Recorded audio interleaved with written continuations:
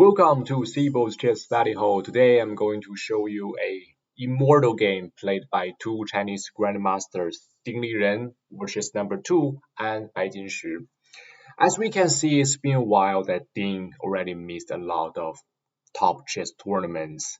So we miss him a lot. The reason why I want to make this video is to remind you guys how strong Ding is. And we hope Ding can come back to rejoin the chess family real quick. Okay, let's jump into the real game. In this game, actually played in 2017, and black is Ding Liren and white is Bai Jinshi. Bai Jinshi played d4, knight f6, c4, e6. After knight c3, bishop b4, the game already jumped into Nimzo India. Now, Ding Liren offers white a few options to against Nimzo India. White can play queen c2. It is the classical variation. White can play e3, which is the mean line actually, and I will recommend all the players to play e3 line because e3 line is much easier to control and understand. You can simply develop your pieces by bishop d3 and knight ge2. And of course, you can play knight f3, which is adopted by Bai Jinshi in this game. And there's also a sharp line, is f3. It's very complicated. So Bai Jinshi played knight f3. It is called three knights variation. As you can see, three knights already been developed in this position. And after castle, bishop g5, c5. c5 is the common strategy for black to regain the center to attack on the d4 pawn. And now white has two options. 2 years later, Magnus Carlsen played one game, rook c1, and after c take d4, knight take d4, white is slightly better maybe. And of course, e3 is a possible solution to deal with c5 threat. And in this game, e3, c take d4, queen take d4. Bai Jinshi, I understand Bai Jinshi maybe want to make this position much more easier to play and maybe try to simplify the position a little bit. However, I do necessarily think queen d4 is a good move because it allows black to play knight c6. Usually, when you capture on center pieces by using major pieces like queen, you may face some counterplay like knight c6 or bishop c5, something like that.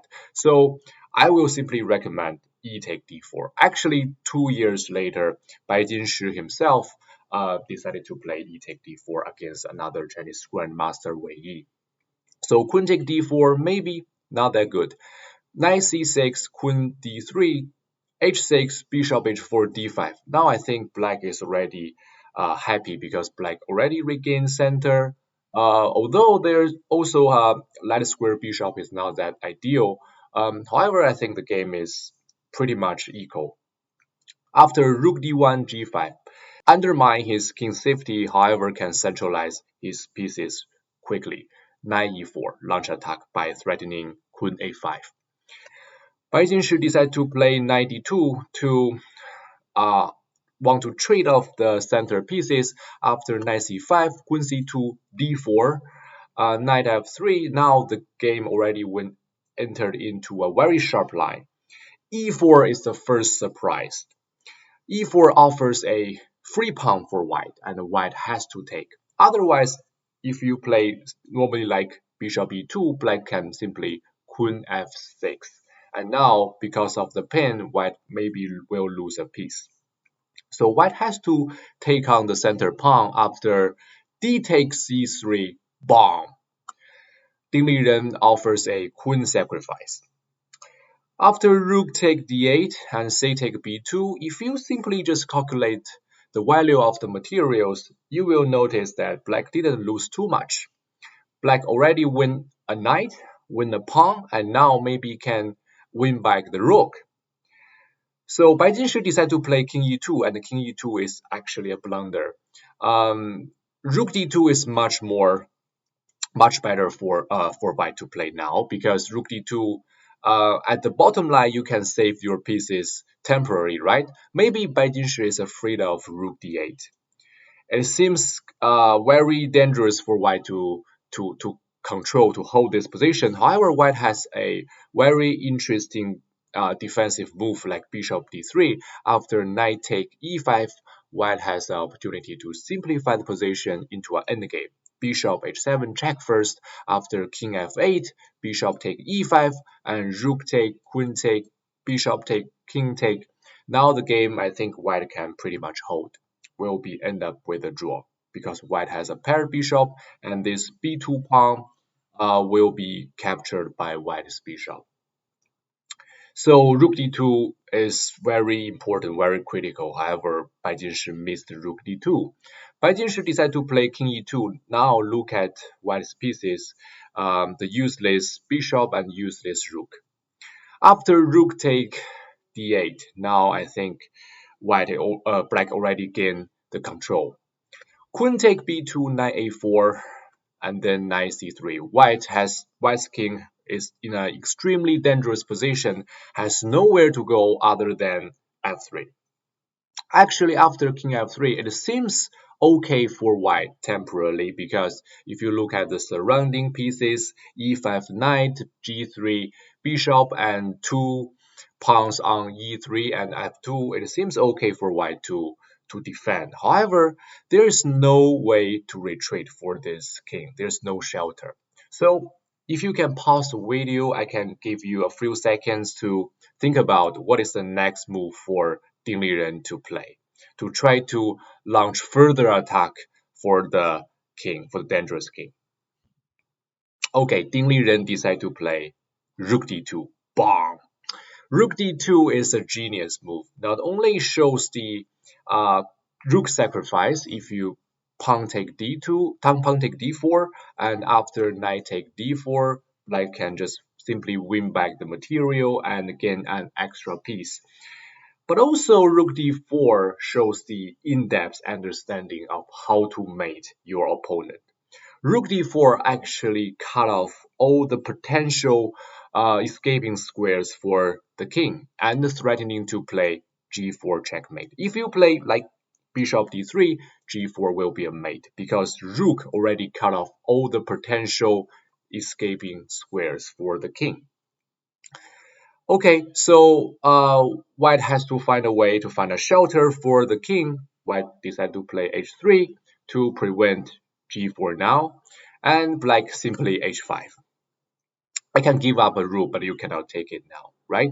So bishop h2 is a forced move, and after g4 check, king g3, rook d2, bomb is another genius move, another rook sacrifice. You cannot take now because knight e4 is a fork. You can win back the material, and white has to avoid such a rook sacrifice. So Bai Jinshi decided to play queen b3, and after knight e4 check, right now white's king already forced to limp into a very awkward position in the h file, and bishop e7 check, king h5. Now Ding Liren played a very genius move, I have to say an inhuman move, and I will consider this move king g7 as the highlight in this game. Why king g7 is the highlight? Because Ding Liren want to utilize all of the pieces to attack on this king here. Ding Liren's idea is develop his pieces by bishop e6 or bishop f5, and then followed by rook h8 checkmate. So it is very brutal, very calm, just like a waiting move, but very powerful now. And after bishop f4, Bai Jinshi find a way to cover the dangerous king by using the bishop itself as a shelter, like bishop h6.